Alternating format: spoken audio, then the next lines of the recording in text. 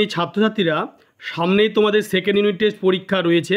সেই second unit test পরীক্ষায় ভৌতবিজ্ঞান সাবজেক্টে 2 মার্কের প্রশ্ন আসে। সেই 2 মার্কের প্রশ্ন কোনগুলি আসার সম্ভাবনা রয়েছে সেইগুলি তোমরা একটু দেখে নাও।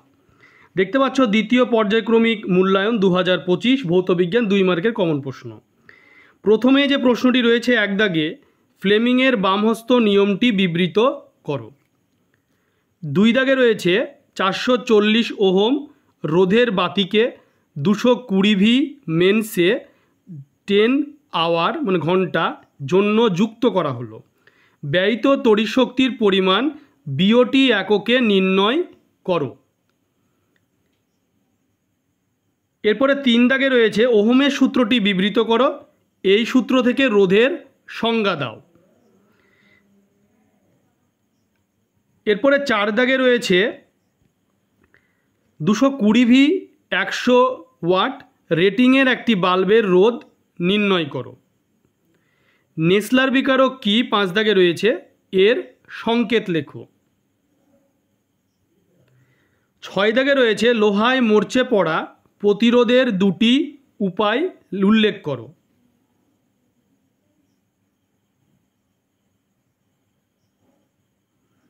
7 দাগে রয়েছে অ্যালুমিনিয়াম পাত্রে আচার চাটনি ইত্যাদি রাখা উচিত নয় কেন।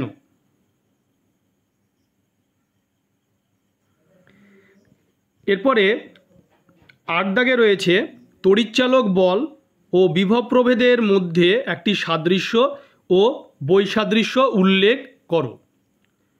9 দাগে রয়েছে শক্তির নিত্যতা সূত্র হিসেবে লেঞ্জের সূত্রটি বিবৃত করো।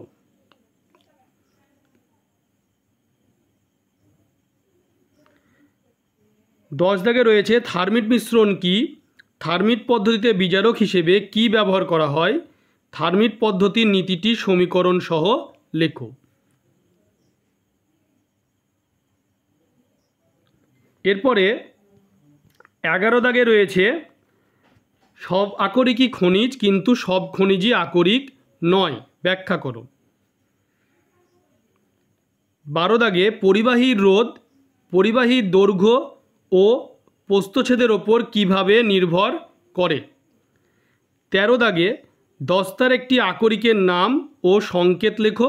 ডুরালুমিন কি, এর ব্যবহার লেখো।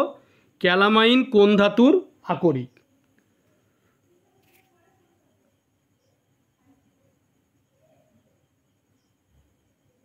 এরপরে 14 দাগে রয়েছে নাইট্রোলিম কি, কি কাজে ব্যবহৃত হয়।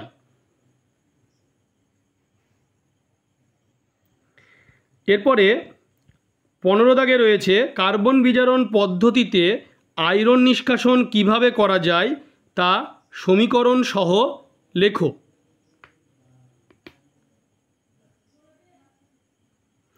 16 দাগে রয়েছে খনিজ ও আকরিকের মধ্যে 3টি পার্থক্য লেখো।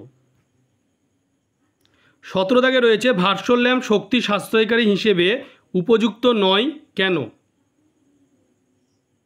18 দাগে ডিসি অপেক্ষা এসি এর সুবিধাগুলি কি কি।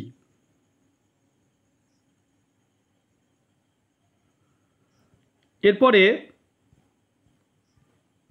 19 দাগে রয়েছে কি ঘটবে যখন 1100 ডিগ্রি সেলসিয়াসে উত্তপ্ত ক্যালসিয়াম কার্বাইডের ওপর দিয়ে নাইট্রোজেন গ্যাস চালনা করা হবে।